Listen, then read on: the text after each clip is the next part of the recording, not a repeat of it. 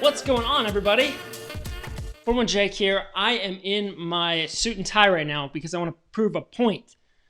I want to talk to you about this because we still, as advisors, the majority of us are still coming to appointments playing the role of advisor, not strategic partner for that business. And we got to stop that. We have to stop it. We have to get out of this habit. Now, the only time that I actually pull this out, and I love wearing suits, don't get me wrong, and for years I did it. And I did it because we were always told growing up, you dress the part of whatever you want to become one day, right? Like you got to be one level up. So dress like a CEO would. The most CEOs I know don't wear suit and ties, right? Think about it. So the times I do bust this out is when I'm doing a big, huge committee meeting, right? Like the whole board or somebody that's involved, a whole group. But when I'm going in for enrollment meetings, for even just initial early on meetings, I am losing this tie. And let me tell you what has happened since I began doing this. Since I dropped the tie, sometimes I'll wear a collar, sometimes not, sometimes jacket, whatever. When the tie is gone and when the suit coat's gone, let's drop this. Why not, right?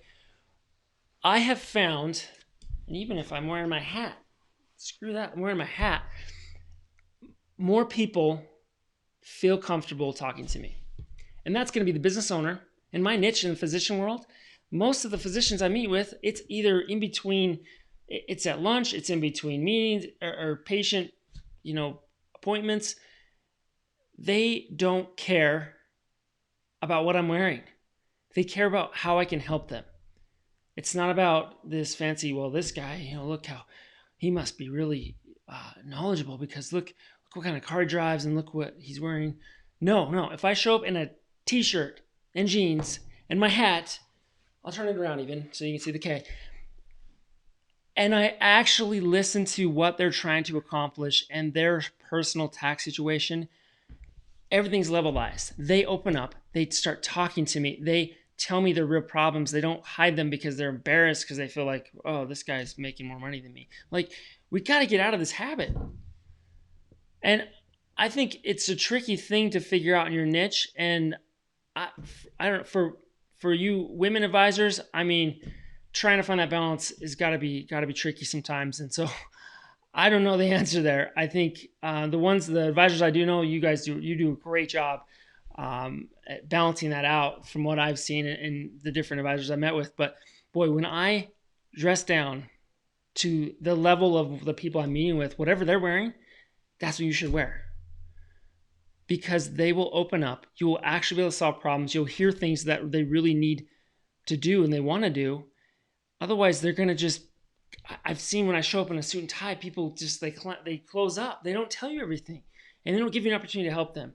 So I encourage you, if you haven't done this already, to rethink how you dress and how you appear. Like, this is a really important piece because your initial meeting with somebody is hard. And I sometimes will even go as far as looking into their social media, their business, like what are the colors they have everywhere. I love blue, right? Like it's all over. I love this color blue. If someone shows up and wears a blue shirt like this or even bought a shirt or something, like it's deep down, I'm going to be like, that looks awesome.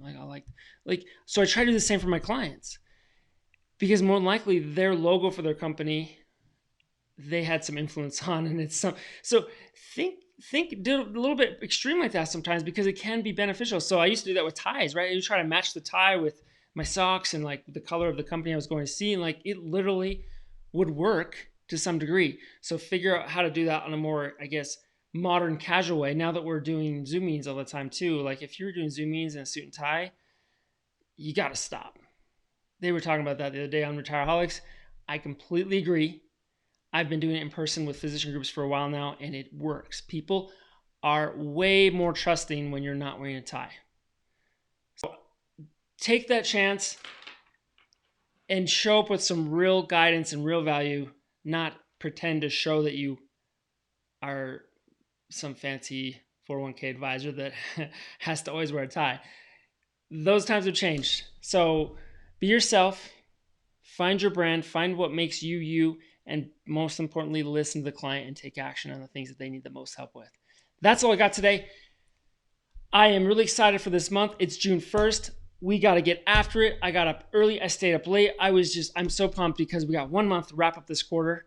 Let's go big, everybody. Let's put in a ton of effort because the last 2 quarters mean a ton. I mean, that's when people start moving plans, right? So the work you do right now in June is going to be so critical for what happens in September and October in your practice. So I really encourage you to, if you haven't already, sign up for the club sesh on Friday the 5th. I hope you're there. We've got a lot of people signed up. I think it's going to be a really, really fun time. We've got some big names showing up. Jeannie Fisher. If you don't know Jeannie, like, you must not have a phone because she's everywhere. I'm hopeful she'll give us some of her best tips. It is going to be a blast. So make sure you sign up. Get after today. Make this week a good one. Make this month a good one. And we will see you very soon. I'm going to do a podcast right now with another advisor. So I'm going to put that content out too. We're going to talk plan design. So just do it. Go, go, go.